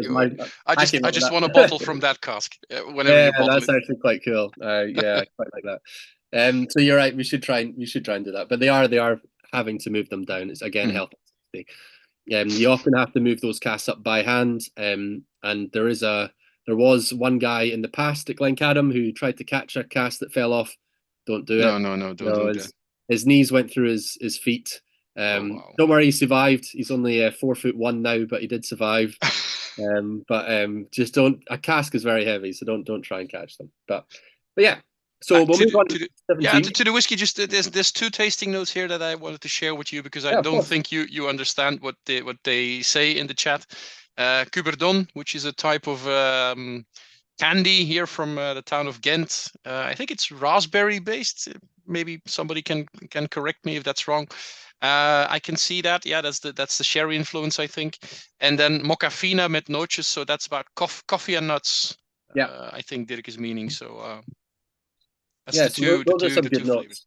Again, the PX is an absolute steal for the value for money for what you're getting. It's such a bigger whiskey than its price point really places it at. And again, in blind tastings, it does exceptionally well because it tastes so huge for what it is. Dirk or Matthias, if you know the retail price for this, can you share it in the chat? Because I have no. Yeah, I'll get someone else to make sure that's accurate from Cinoco from us. Yeah, that's Dirk or Matthias from Cinoco. Yeah. They can check what the local prices are. Yeah, Rob, I'm gonna check that, Martin, about the Cuberdon, because the Arabic gum is the main ingredient, of course, but the flavors are indeed raspberry and violet could be. Yeah, I'll look it up for you guys, but maybe we should move on to the 17-year-old Glencadam. I do have a habit of making these a little longer than they need to be, so let's don't worry. I'm having a good time though, so I hope everyone else is as well. I think so. So the 17. This is of course one of our limited edition expressions, the 17-year-old port cask, and was actually one of our first forays into doing a sort of bigger cask finish at Glencadam. This one's been around for a little bit of time, but it's a little bit of a cult classic within the Glencadam sort of appreciation society and people that really know their Glencadams and love their Glencadams. The 17 has been a one that sort of often ticked a lot of boxes. It is a finish, but it's a very long finish. It's almost like a second maturation. So this one is a 5-year finish in Ruby port casks. 5-year finish, so very, very long finish. Now, because this one is in Ruby port, Glencadam now has a white port release, a tawny port release, and a Ruby port release. So we actually have all 3 types of port out in Glencadam's range right now. But the 17 is one that's been around for a while, and it's just always been known as a big, weighty, juicy, sort of fruity kind of style of whiskey. It's a beautiful example of sort of the older, richer style of Glencadam. I've always loved the nose on this. The 17 I actually had this as one of the whiskies at my wedding. When I got married, my partner's Swedish, and we got married, and we had a quake. So in Scotland, you have your quake, which looks like a little silver bowl, and you basically both parties have to fill some whiskey into the quake, and then one of you has to drink it, and the other person has to drink it. And it's a traditional thing to prove that one of you is not trying to poison the other, because you both have to drink from either side of the quake. And I poured 17-year-old Glencadam into my side, and my partner poured some Swedish whiskey into her side. And it's always going to hold a place in my heart because of that. But this is, again, one of the limited editions that's been around for a little bit longer. If you go back far enough, it used to be the Glencadam, what was it called? The triple triple cast, something like that. But we changed it to the Reserva de Porto because it was very confusing what it was beforehand. So I'm actually quite glad we changed it. It fits into the range a little bit better. But again, it is starting its life bourbon for 12 years and then 5-year finish in ruby port afterwards. So a very, very long finish afterwards. In ruby port, you're saying? Yeah. Okay. Yeah. So ruby port is a slightly younger style of port. You have ruby port and tawny. Again, we have both in Glencadam's range. Tawny port, you tend to, because it's been aged a little longer, you sometimes get a bit more of a woodiness through, whereas ruby port can sometimes be a little bit fruitier in general. Tawny port can sometimes be a little bit, it's got more of a woody richness sometimes coming through, but still has the red fruits. This one has a lovely, sweet, long finish to it. I love the finish on this thing. Meanwhile, the price check has been carried out, so it should be about, store price should be about 50 euros for the PX, and there's apparently a 10% extra discount for those who order today. Absolute steal. Absolute. Yes, absolutely. Steal. And yeah, we have confirmed that Cuberdon is raspberry. So. Okay, cool. But yeah, so this is a whiskey, as I said, that's always going to hold a place in my heart because of it. It's interesting to see those tasting notes as well. I actually got engaged to my now wife in Ghent, so we got engaged. Okay. Yeah, it was in Ghent. It's actually after one of the whiskey shows with the boys. So Ghent as well is always going to have a place in my heart as well. It's a beautiful little place. Well, next time you're in Belgium, we'll make sure you get some Cuberdons so you can. Yeah, I need to try it now. I need to try it. This one actually, if you like a raspberry pie or like baked raspberry dessert, we have a dessert in Scotland called Cranachan, which you probably don't have over there. I'm not. No, we don't have it here, but it's a must do in Scotland if you're there. Yeah, so it's really nice. For anyone who doesn't know, it's normally red berries of some kind. Sometimes it can have some blackberries in there as well. Sort of like a yogurt and muesli sort of going through it. Sometimes it's honey as well. But it has like a red fruit sort of creaminess to it. And this with that as a dessert pairing is absolutely stunning. But again, goes very well with like a raspberry pie. So you get like a sweet baked note in there for me, which almost replicates the crust. But then especially on the palate and the finish, that's when the juiciness and the sweetness of like the baked fruits comes through, especially on the palate running right the way through the 17. Now, people often ask, why 17 years old? It's a bit of an odd age statement. Most places will do a 12-year-old, a 16-year-old, an 18-year-old, 21-year-old. We do lots of different age statements, and we tend to just bottle when we think things are ready. So you'll see very odd age statements within our range. You may see a 13-year-old, even the 14-year-old white port, there's not too many 14s on the market. We do a 13-year-old Glencadam as well, which again, 13 is an odd age statement. We've done a 19. You don't see many 19s at all as well. So 17. Is it deliberately that you're doing these strange age statements, or is it just it's how not it turns deliberately. out? So we hit the core ones as well. We have obviously Tomintoul 16. Glencadam's main one is the 10 and the 15-year-old. But especially with the limited editions, so the cast finishes, it's effectively Ian will just keep trying them, and when he thinks it's good to go, he'll bottle it. So it's always going to have started its life in bourbon and moved across. And some things need a bit longer, some of them don't. That PX is super rich. If we'd left it too long, it would just be too PXy. It'd become a bit too sweet. It'd become a bit too tannic. So syrupy. Yeah, exactly. There is a point where you need to pull it, and you want to get a balance where, ideally, even on the heavy finishes, and again, these are two of the heavier Glencadams, even on the heavier finishes, you still want to have some of the DNA of Glencadam's, like what Glencadam is in there, which is a freshness. So there is still some of that in there, even on the heavy things that have sucked it in. And if you leave it too long, it's just going to be all cask. So that's why you will see these sort of strange age statements in Glencadam. It's the same with Tomintoul. Tomintoul has them as well. So for Tomintoul distillery profile, we had the honey, we had the nuts, we had the toffee flavors, and here we have the freshness, the pineapple that you were talking about. That's Right. for you, the distillery profile for Glencadam. Absolutely. Yeah, I would say like pineapple or yellow stone fruits in general. You can actually make a killer pina colada out of the new make spirit at Glencadam. It's 68% alcohol, the new make, so it's a one and done cocktail. It'll knock you out, but it's really, really beautiful. It's really bright tropical style of new make. Glencadam's a distillery that I think drinks really well young. I drink 3-year-old, 2-year-old Glencadam. You know, I just think Glencadam is really bright and tropical in its young age. And as it matures, like the 17, it really develops sort of almost away from the pineapple and towards almost like a honeydew melon. It has more like there's still the fruits sort of develop. It's still in that yellow stone fruits, but it loses like the zinginess and becomes more mellow and rounded and soft in its yellow fruits. It's kind of hard to explain, but old stuff is fantastic. Young stuff's great. Some distilleries are absolutely incredible once you give them a bit of time, whereas Glencadam, I think, works at both ranges. I actually like really young Glencadam and old stuff. So as I said, going right back to the first thing I talked about Glencadam with, it's a distillery that the quality is stunning. If you like a bright, fresh style of whiskey, or even the heavier stuff with the casks, it absolutely ticks the boxes. And it's going to be 200 years old next year. So right up there is, you know, a very old distillery in Scotland, lots of history and heritage. It's in a tiny little place on the eastern coast. And again, it's very much under the radar for what it is. Yeah, and as you said, it was unknown to a lot of people because it wasn't really a brand. But you've obviously been working on this the last years to make a brand out of it, to launch it as a single malt brand. I think you're doing well. What are the next steps? What is in the future for Glencadam before we go to the last two, which are back to the Tomintoul distillery? Yeah, so the thing with Glencadam now, obviously I've talked a lot about the visitor centre and how that's hopefully going to draw more eyes to the distillery.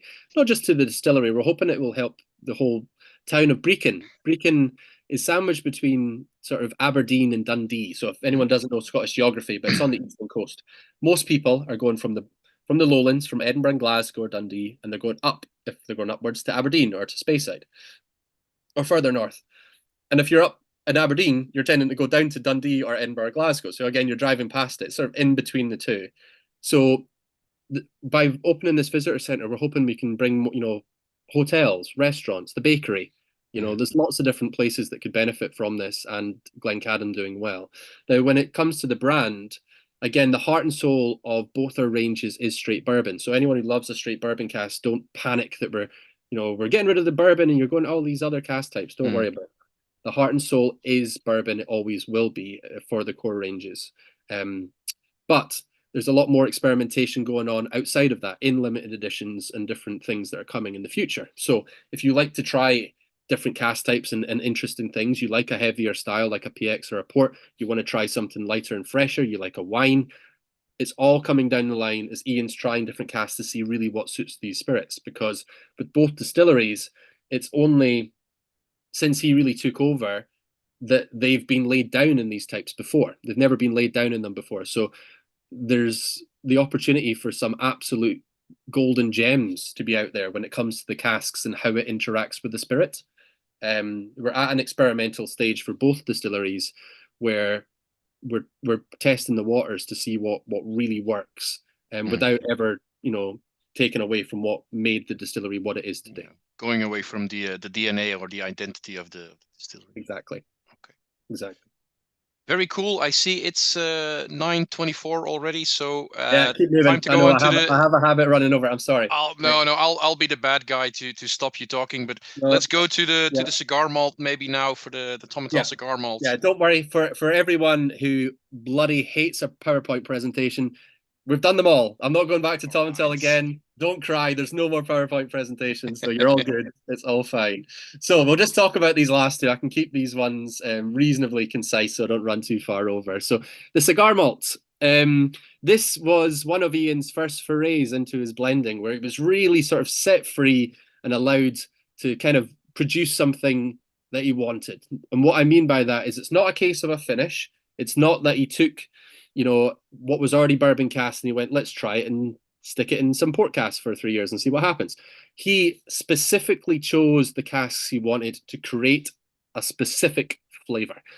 What I mean by that is the cigar malt is, of course, designed to pair with cigars, specifically medium to full-bodied styles. Now, for anyone who doesn't like a cigar, do not worry. It goes fantastically with barbecued meats in the summer. If you like some barbecued meat straight off the grill, if you like some dark chocolate or roasted hazelnuts in the winter, anything with a bit of char to it, it is absolutely incredible. So what he did with this is he was trying to create a particular flavor profile for this. He doesn't want to create something that tastes like a cigar. He wants to taste something that would work with a cigar. So a cigar naturally will start quite hot and get sweeter as you go along. This is designed to start quite sweet on the nose, and then you get the smoke later on the palate. So it does the opposite of the cigar. To achieve this, he took some peated whiskey from Tomintoul that we've not talked about yet, but I'll cover it. So for 6 weeks of the year at Tomintoul, we change our barley from unpeated barley to heavily peated barley. The heavily peated barley is peated to 55 parts per million, which is very strong. For anyone unaware, that's equivalent to something like a Lefroy on Islay. It's higher than some Lagavulins and Bowmores and things like that, but uses local Speyside peat rather than Islay peat. And where you cut your peat from in Scotland does affect your flavour slightly. So the composition of your peat, and again, peat is a natural resource, it's compressed organic matter, will contain different chemicals. So the main one really would be iodine. You get a lot of iodine in West Coast peat. It's a lot of coastal vegetation in that, and that often can give you medicinal notes like you get in a Lefroy, which I absolutely love. But our peat comes across a bit more like a bonfire that's just went out. It's got more of a smoky, woody, almost like burning leaves kind of note to our peated spirit. Now, he took some of this fully peated Tomintoul that was late teens in age, so you're talking just under 20 years old, that had been moved to Oloroso sherry from bourbon. And he paired it with younger, unpeated Oloroso sherry cask stuff. So unpeated, fully matured Oloroso, and then older peated stuff, just under 20 years old, that started in bourbon and was moved to Oloroso. And they brought that together. So you're getting the subtlety of slightly older smoke for the long finish, so it stays with you. So if you're having it with, again, barbecued meats or a cigar or whatever, it really sort of sticks on the palate and it stays around. And you get those two flavors sort of bouncing off each other. But you still have the sweetness of the Oloroso sherry cask running through it as well. So it does both of those things. It's not at all. It's not in your face peat or in your face smoke. It's really quite subdued. It's there, but it's quite subdued. So exactly, and that's exactly what was by design. There may be people that will know that there are other cigar malts in the market. We're not the first to do a cigar malt. Dalmore have a cigar malt. Glencadam do have one as well, but both of those are unpeated. So he wanted to have a peat element in there for the finish, for the length of time, for that richness, but you don't want it to be overly smoky. For people that have never tried a cigar malt before, they go into it expecting an ashtray in liquid form. It's absolutely the opposite of that. If it was that, you'd lose both. You'd lose the cigar, you'd lose the whiskey. What you want is for them to work together. You want them to play off each other. The smoke element clings a lot of the sweetness to your palate in this. So it sticks a lot of that sherry, it sticks that sweetness to you. And it's also, again, much like classic Tomintoul, designed to be quite easy drinking and approachable, so that the whiskey doesn't take center stage over the cigar or the meat or whatever you're having it with as well. Again, I've done a lot of whiskey pairings and with food. I love a whiskey pairing with food. I love it with lots of different types. And I've done quite a few with cask strength whiskies. And sometimes they work, but sometimes the whiskey dominates because it's so strong. If you really want a good pairing, you need to have a whiskey where the whiskey doesn't dominate. It should work with the thing that you're pairing it to. I'll feed you into your next thing, because it says parejo on the bottle. Yeah. And I just read on the label what it means, and that kind of works with your story, I guess. Yeah, exactly. So it's about the cooperation and the sort of the pairings between that it works. It says it translates to partner. Yeah, exactly.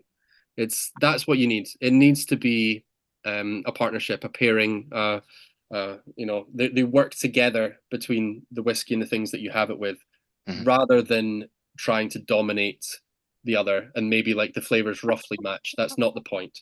The point is that this is supposed to work with. And again, if you do like a cigar, a cigarette, or something like this, it's fantastic. In Milan, I did one with a cigar club where we had the whiskey in the glass, and we filled the rest of the glass with the cigar smoke and put a little lid on the top. And then I did the whole talk and I explained the whole whiskey. And then a chef came out with the little cuts of charred steak that he'd cut into these tiny little blocks, and they came out. And then you lifted off the lid and all the smoke came out, and you'd had the whiskey with the cigar with the cut steak, and it was incredible, absolutely amazing. Now, again, if you don't smoke or anything like that, this is a beautiful whiskey by itself, and really good as like a warmer.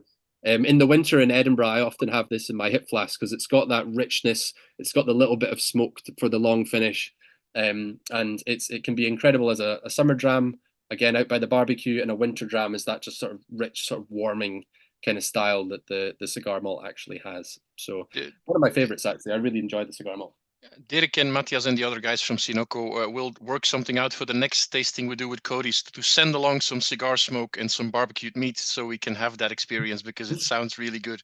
It's fantastic. So is it next week? No, 2 weeks. We're going to have Spirit of Speyside up in Speyside in Scotland. For anyone who doesn't know what that is, it's basically a festival that happens where all the distilleries in Speyside run events over the course of a week. Now, what we do is something called Fireside Sessions, which I absolutely love. It's one of my favorite nights of the year. We do more than one night. We do 3 nights in a row, but they're absolutely amazing. You do a tour of the distillery at Tomintoul with Robert. In the still house, you get a hot toddy, which is basically whiskey, honey, and hot water. So it's a warming drink, but we use new make spirit instead. So it's like 68% hot water and honey. Really sort of nice, sweet kind of style. My granny used to give me a hot toddy whenever I was sick in the winter. I'm pretty sure if I broke both my arms and both my legs out on the streets on my bike, if I was hit by a car, she would give me a hot toddy and be like, "You'll be fine, just walk it up. Yeah, you'll be good." It was meant to be like a cure-all. But anyway, you have a hot toddy in the storeroom. So it wasn't only your granddad, it's also your granny. Yeah, that's actually the other side as well. That's not the same side. So we then walk down to the river, and down by the river we set up 2 big massive fires. So you're sitting by the river with everyone. You have a very relaxed tasting of 6 drams, some things with marshmallows, and we pair some other things with other stuff. And you can hear the river, and you can chat to the people you're with. You can have the cigar malt and a cigar. We walk around, and it gets dark until you can barely see the river. You just see the fire, but you can hear it running next to each other, and it's incredible. Whiskey by yourself is amazing. Whiskey with other people is even better. Whiskey with other people outside, something about it. Again, the word here, parejo, partner, seems to be appropriate for this, and I totally agree. It's you should always share your own dram with somebody. I think I agree as well. Yeah, it's there's something magic about it. I think that's what I love so much about whiskey, is it's not just the drink. Like, the drink is great, but it's the history and the stories and how it can bring people together. How it can, I'm talking to people in a totally different country right now about Scotland and drinks, and it brings people together. It's the partnerships, parejos. I'll let everybody pour the last dram, the Old Ballantruan, but I'll share one of my favorite stories that I always tell when I host tastings, and it is about Tomintoul, actually. Because the first time I was in Scotland was 2010, and Tomintoul was one of the distilleries we visited. But at that time, it really wasn't. They didn't have a visitor center or tours or whatever. But we did manage to get a tour because I was writing an article for a magazine at that time, and I think it was Robert himself who welcomed us on a Friday afternoon. 4 o'clock. He was just done working. I think it was Robert because he in my mind, he looks like the guy I just looked up, and it's the same guy. So I think it was him. We got a tour, and we didn't expect anything. We were led into a tasting room, and he said, "Do you guys?" I was there with 3 friends of mine. "You guys want to share a dram?" And it was just a couple of glasses on the table, and I think it was the Tomintoul 10 at that time. and he poured a really large dram of that. And we shared it, and we were like, okay, cool, that's nice, free dram. We weren't expecting anything. And he was like, we were almost finished. You guys want to taste something else? And he got another bottle of Tomintoul, again, large portion, and we just sat there chatting with this man we just met. Basically, I think he was enjoying his Friday afternoon. Anyway, he repeated the getting a new bottle 7 times. Up till the 33-year-old and the Old Ballantruan, of course. That was one of the nicest experience you could have had for a first time visiting Scotland, and one of the first distillery visits you could do. So that will always be in my memory. So. Yeah, good. The thing with whiskey is whiskey can create beautiful memories, and it can also wipe them out if you have too much. So it's it's a very fine line. We also went pheasant hunting when we left the distillery that day. Yeah, it's a fine line. So if you drink too much, you forget everything. But if you drink just the right amount, then you'll remember it for life. There you go. This quote is, Scotland is tied to the world with an amber thread. So you take the amber thread of whiskey and it ties everyone together, which I think is basically what we're talking about. So move on to the last whiskey of the night. Won't keep you up too long on this Monday night. We're going to try Old Ballantruan. So for anyone who was listening right at the start, Ballantruan is named after our water source at Tomintoul Distillery. It's named after the Ballantruan spring. I actually believe it was originally just meant to be called Ballantruan, but Ballantines weren't too happy with it, so we had to change it to Old Ballantruan instead. Now, this is fully peated Tomintoul, and one thing I need to clarify is that if a Tomintoul is unpeated, so no peat in it, it's obviously called Tomintoul, like the rum and the 14. Now, if it's semi-peated, there's some peated whiskey in there, but there's some unpeated whiskey in there as well, be that 1% or 99%, we still call it a Tomintoul. So it would be a peated Tomintoul, like the cigar malt. But if 100% of the barley going in is peated, then it's a Ballantruan. So it's only ever a Ballantruan if 100% of the barley going in is peated. With Ballantruan, you're getting to see what Tomintoul is like when you turn all the dials up, effectively. So if you go right back to that rum, really light, really easy drinking, really sweet, really fresh. This is a big, punchy version of Tomintoul. We change nothing in production. So some distilleries will change their cut points and stuff when they move to peated spirit. We just run the peated spirit through. We will do 3 weeks in the summer, 3 in the winter. So 6 weeks overall, and 6 weeks is the absolute maximum we can do for the output of peated spirit. The reason for that is we have quotas that we have to make of unpeated spirit, and we can't cut into them anymore. It started as a week a year back in the early 2000s.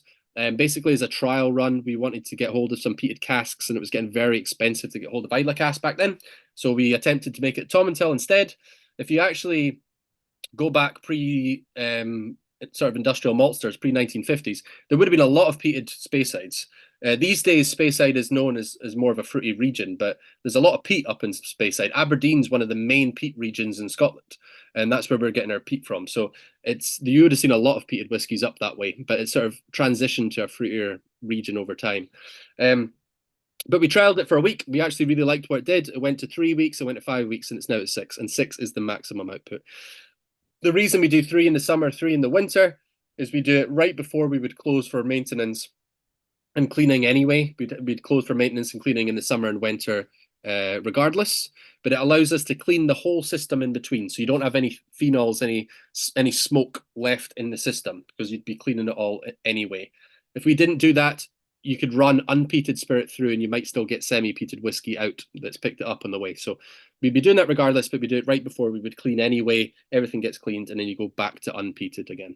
So Ballantruan, we also increased the ABV up to 50%. Always for Ballantruan? Yep, Ballantruan's at 50. So the interesting thing about Ballantruan is you're getting a whiskey at 50% ABV.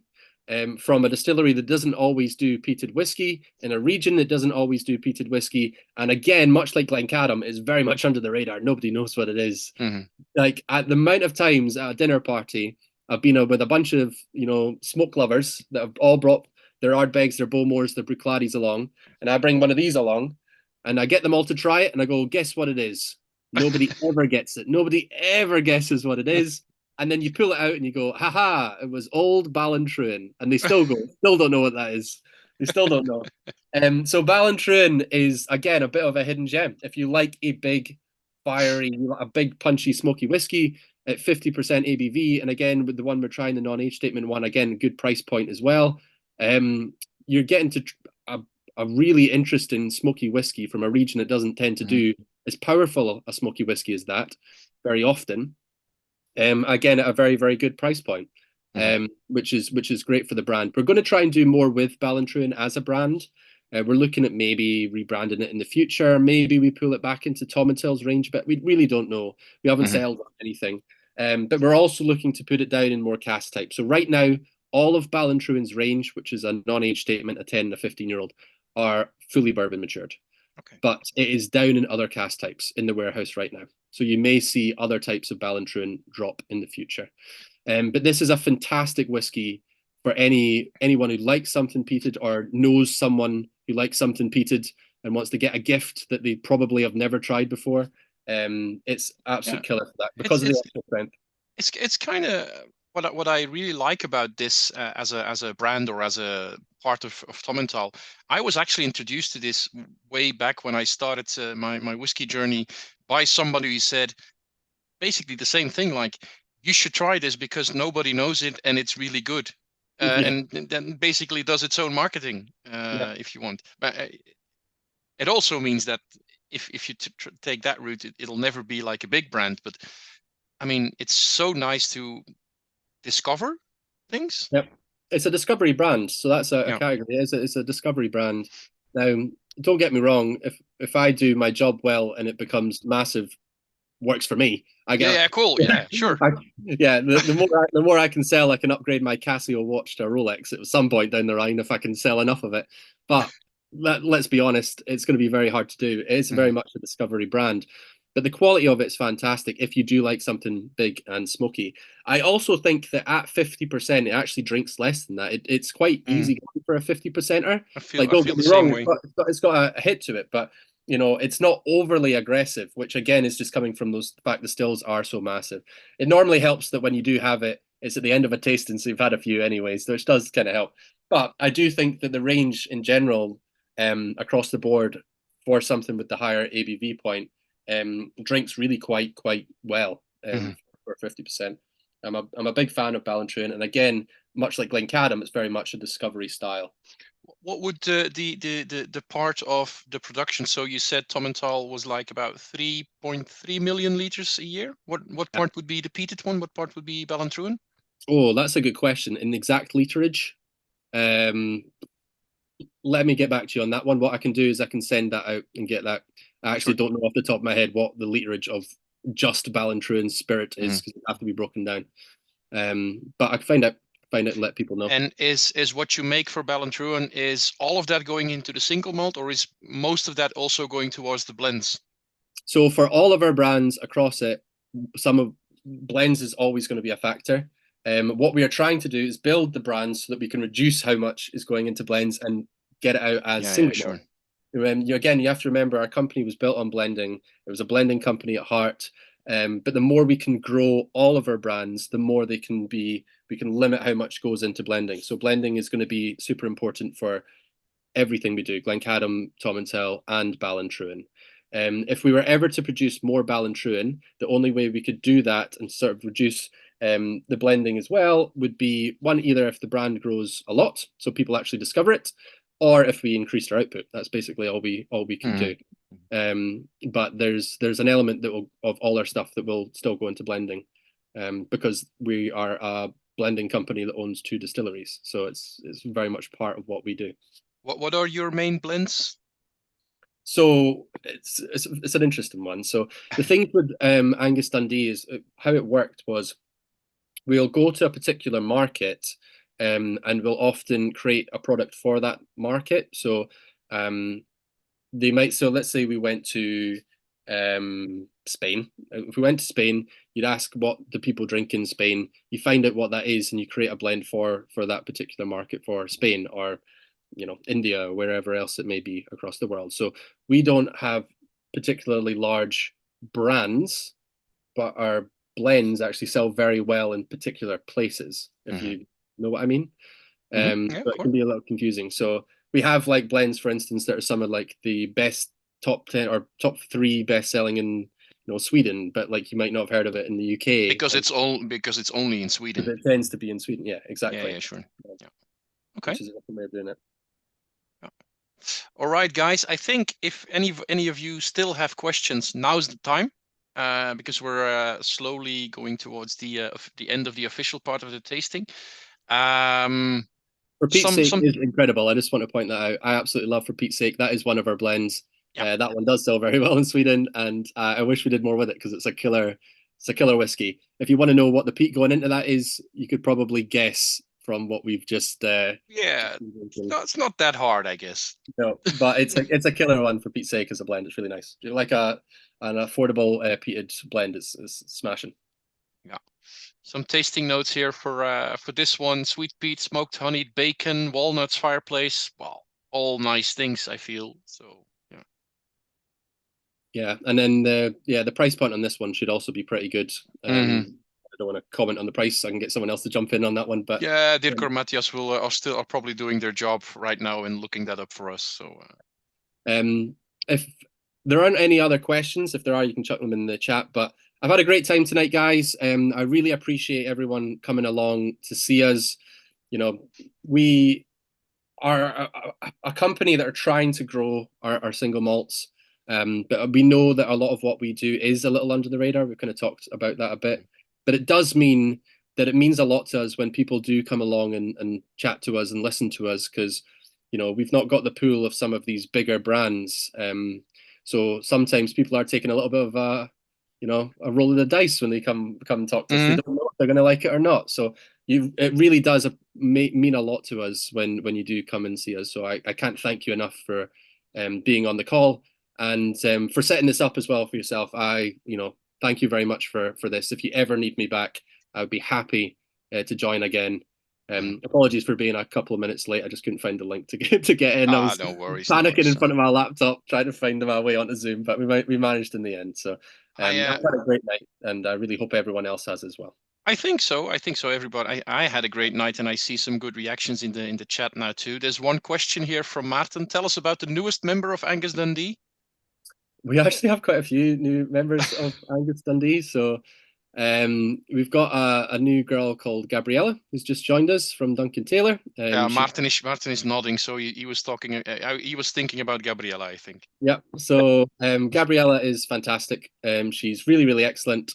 She has just joined us. I was actually with her in the office today doing some training on some history of Scotch whisky, and I'll be in with her tomorrow as well in the office doing some more training as well on some of her brands. But if you ever get the chance to meet her out and about, she is wonderful, very well put together, and she really knows her stuff as well. So she's a great addition to our team. We've actually had another new brand ambassador join us for the UK as well, Cameron. So he was in the office with me today as well. And we've actually got a new sales guy joining tomorrow. So when I say there's quite a few joining us, it's actually quite a few. So Gabrielle and Cameron, so 2 new people that'll do masterclasses and things out and about. Take some pressure off me, so it means that I can do a little bit more of the global travel with the company. Don't worry, you'll still see me in Belgium. I'll still be out in Europe as well. Yeah. When's the next time we can see you in Belgium, Cody? It's a good question. When's the next one? I'm normally in Ghent and Brussels. Is normally the 2 that we come along to. That's November, normally October, November. October, yeah. So in theory, unless I come along at some point before that, which I may do. And if it isn't me, it could be Gabriella. Now, if you might see her out and about in Belgium as well. So you'll see one of us. Don't worry about it. If you really are that desperate to see my face, follow me on Instagram, and in that way you can see me whenever you want. And if you have any questions, you can always follow me on that as well. We'll be looking out for my email as well. You can get it through any of the gentlemen from Cinoco. We'll be looking out for that invitation to your birthday party next year. It's going to be fire. I'll get that sent out to you guys soon. Yeah. You're going to enjoy it. I'm going to make sure that we have at least 2 bottles of the biggest 14-year-old. Oh, yeah. So only the one night then. No, it's only an hour and a half. Only an hour and a half. It's like the Zoom call. All right. Cody, thank you so much for taking the time to talk to us about these great brands, these great bottles. Thank you, Cinoco, and everybody from Cinoco here for setting this up. Always nice to do these masterclasses. I'll close off the official tasting, close off the recording now, and then we can have a couple minutes more to chat if you guys want. So thank you everybody, and see you soon for the next one. Thanks, guys. Really appreciate it. Thank you.